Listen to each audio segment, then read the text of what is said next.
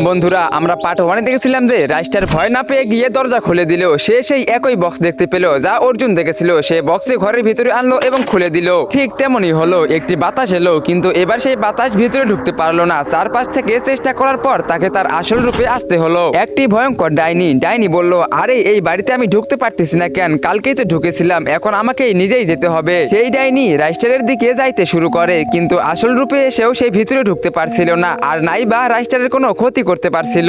ডাইনি রাইস্টারকে বলল, আরে বল তুই কে? তোর কাছে কি শক্তি আছে যা আমাকে ভিতরে আসতে বাধা দিচ্ছে? তখন রাইস্টার বলে, আমি একজন মানুষ ঠিকই, কিন্তু আমার কাছে এমন ক্ষমতা আছে যা তোকে কেন তোর থেকে বড় ভূতেরও আটকাতে পারে। তুই কোন ক্ষেতের মূলি? এবার বল, লোকেদের আটটার পর কেন মারতেছিস? না হলে আমি তোর এই বক্স পুড়িয়ে দেব। তোর ক্ষমতা তো এই বক্সে আছে, তাই না? ডাইনি বলল, না না, এমন করো না, আমি তোমাকে সব বলছি। আসলে আমার নাম কারিনা। একদিন আমি আর আমার বাচ্চা রাস্তা দিয়ে যাইতেছিলাম, তখনই আমার বাচ্চাটা রাস্তার উপরে থাকা একটা পুতুল দেখতে পায়। সে সেটার দিকে দৌড়ে যায়, কিন্তু ঠিক তখনই একটি অটো এসে তাকে ধাক্কা মেরে চলে যায়। আমার বাচ্চা ছটফট করছিল। সাহায্যের আশায় আমি সোজা সেই গ্রামে ঢুকলাম। লোকেদের বাড়ি গিয়ে দরজা ধাক্কালাম, কিন্তু কেউই দরজা খুললো না। কিছুক্ষণ পর একজন দরজা খুললো। আমি অসহায়ের মতো বললাম, প্লিজ আমার সাহায্য করুন, আমার বাচ্চা অ্যাক্সিডেন্ট হয়েছে। তারপর সেও দরজা বন্ধ করে দিল। তখন কোনো সাহায্য পাওয়া গেল না। তখন আমার বাচ্চাটা ধুকে ধুকে মারা গেল। বাচ্চার চলে যাওয়ার শোকে আমি অনুশোচনা করলাম এবং সেই ধাক্কায় আমি ব্রিজ থেকে ঝাঁপ দিয়ে আত্মহত্যা করলাম। এই কারণেই আমি লোকেদের মারি।